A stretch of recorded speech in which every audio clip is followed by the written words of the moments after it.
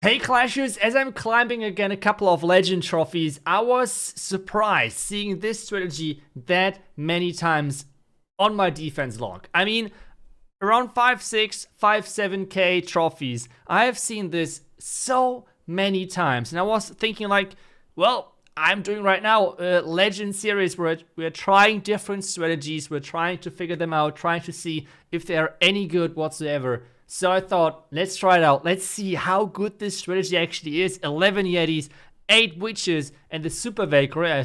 I've seen that a couple of times in the clan casters. So I thought we would try to figure that out, see if it works, and see if we can give it a thumbs up or a thumbs down, depending on how good the strategy is. Let's see, and let's see if I regret doing this video. Okay, we're starting things off with an anti-3-star base. Looks like a classic setup, I would say. We have the Inferno Towers away from the town hall, like the new meta, which means like the monolith protecting the town hall and everything. That looks alright. The question now though is, are we looking alright with taking this base out? I cannot wait to test it. Okay, let's start things off with a wall break. Wall break here. Wall break here. And then the lock launcher. Open the core, but at the same time we have to use some... No! I used one... I can't even... Okay, we will still make this work. This strategy is that broken that we can still make that work. Maybe not, who knows. Oh no. Oh no, what am I doing? Okay. Concentrate now. iTzu, concentrate. So we have... Maybe we can combine it with the log, okay? If the logs are damaging the wall towards the town hall, I think we should be still alright. Let's freeze that now, because the Inferno Tower otherwise is going to wreck our troops. And this is looking alright. We're going to rage things up as we're getting into the core. Let's do that now. Warden, please follow. Warden ability now. Awesome. Really good. Now we can use the earthquakes right here to open up the compartment, hopefully. And yep, it has works. Everything is planned. I am not sure what people are talking about. Everything as planned. Now the Royal Champ down here. Well, maybe something needs to go to the town hall. That would be great. Come on. You can freeze that. Queen is dead, which is not good. Let's play some cleanup here. Let's freeze that. King ability. Maybe the Royal Champ can carry. We have an invisibility spell. Remember, we're not using a poison with this strategy, because I think we're already fine anyways. So let's see, your Royal Champion pushing through. Archer? We can't really place the Archer anywhere, so I will just place it for cleanup. We have the King still being alive. Okay, now it's in his Phoenix egg.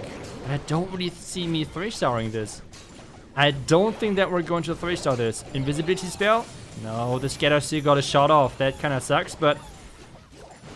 Oof, I am not sure. Can we get even further? Wait.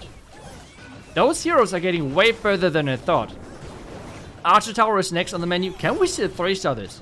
Wait a second. Why is this on the back end so powerful? I mean, now we have the cannon. Cannon, come on, slow down. Yeah, stunned. No.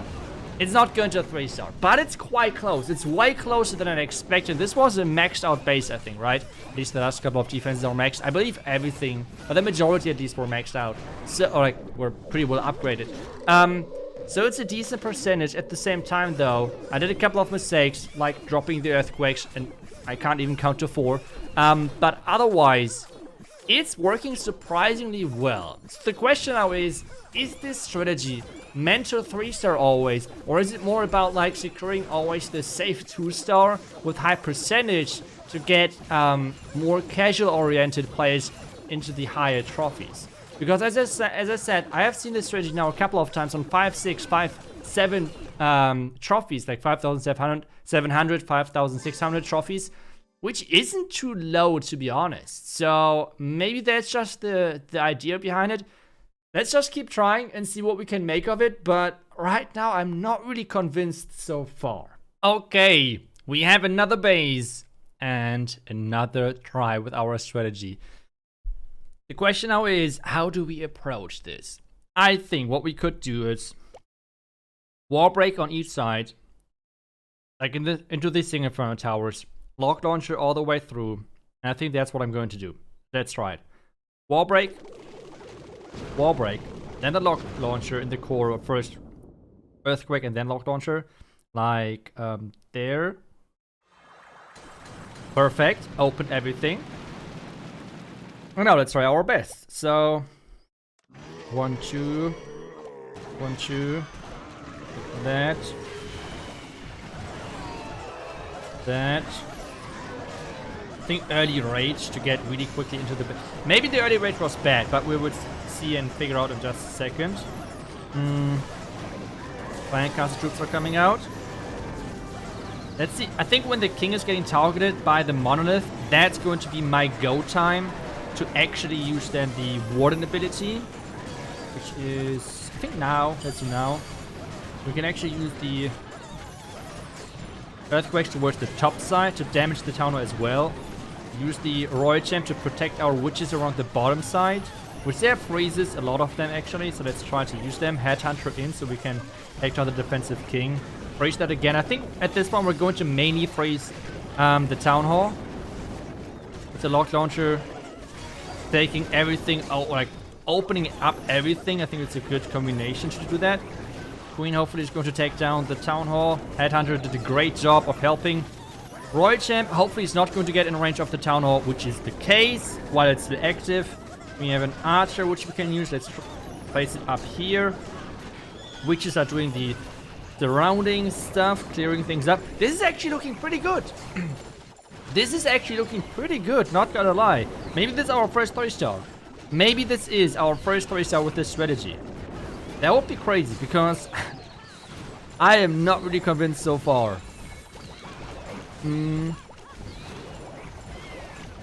Okay. Turn things invisible now. And yes, I think it's a 3-star. Let's go. Let's go. That's great. That's awesome. Getting our first 3-star already in the second attack. But I have to admit, I am still not 100% convinced. Let's try one more attack and then I'm going to come to a conclusion if I would give this strategy a thumbs up or a thumbs down. But I am not sure yet. What in the world is this? I mean, this looks like a really, really strange base. So let's try to figure something out. So Warbreak here and Warbreak here are, I think, obvious choices. Then the Earthquake in between. 1, 2, 3, 4. Nice. That's working already great. Now, a couple of Yetis to funnel. With a couple of Witches on the outside as well to funnel. And then we're going to put everything else in between. And hopefully getting a nice result, a nice 3-star. But that's something we have to still wait and look for. So now everything in. Lock launcher in here as well. The Yetis and the Witches are on the flanks doing their job. I think we're going to use the Headhunter to make sure my troops are going... Wait! King! No! Come back! Please! No! Okay, that kind of sucks. Not gonna lie. That really sucks. Okay, the king is now in the complete wrong compartment. I am not sure if this is still going to work. Especially, take a look at this back end. 2 heroes, all of the expos, everything protecting this back end. This will be brutal. Now, I think... Ooh, I think we can get the king maybe back. We can maybe get the king back. Let's use the king ability. Let's rage those troops up. Warden ability now to protect everything. And maybe we can still make it work. We have another freeze. We can freeze the top side. We can freeze... Do we need to freeze something? Let's freeze this side. Oh, there's the rage of the super bakery. That's actually really good timing. I'm kind of surprised, not gonna lie.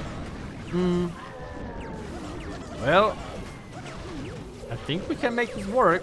We have way too many troops alive, considering how bad this strategy is, in my opinion. Why is this working? Why is this working? Okay, well. This should be a 3-star. We have the queen ability still alive. We can use her whenever we want. Let's do that now. We can turn the heroes invisible as well to protect them. But this is going to be guaranteed a 3-star. So, my conclusion for this strategy. I'm surprised that we even got 2 3-stars for this video. I'm not gonna lie. Those were not the best bases either, but still. In my opinion, this strategy is quite risky, especially versus teaser bases or diamond-shaped bases where the tunnel is really far on the other side. You're getting a lot of times 1-stars. That's the first thing. The second thing is, yes, you get a lot of times high percentage or even 3-stars like I'm showing right now, but I feel like it is a strategy which is not recommended when you really want to learn the game. It's kind of like I'm not even sure. I would say E-Dragons are way more complex and have a way higher potential rate than this strategy. This strategy is purely concentrating on trying to get decent percentage. So I would for sure give it a thumbs down. I would not recommend it. I can maybe see why a lot of players are using it because it's really easy. But I don't really see any skill expression, like any skill gap. Like whenever you're learning a new strategy, you want, as a casual, you want it to be easy. But at the same time, you want to have a certain skill ceiling, so there is something you can look out for. This strategy, in my opinion, doesn't really have that. Maybe you disagree or you agree with me. Let me know down below in the comments what you think about this strategy. But I'm actually surprised so many people are using it right now in Legends. Let me know if you use it in Legends right now, and if you want to use it. As always, the link for the strategy is down below in the description. Thank you so much for watching the video. I hope it was entertaining. I will see you guys back tomorrow with the next Clash video. Until then, see ya and bye bye.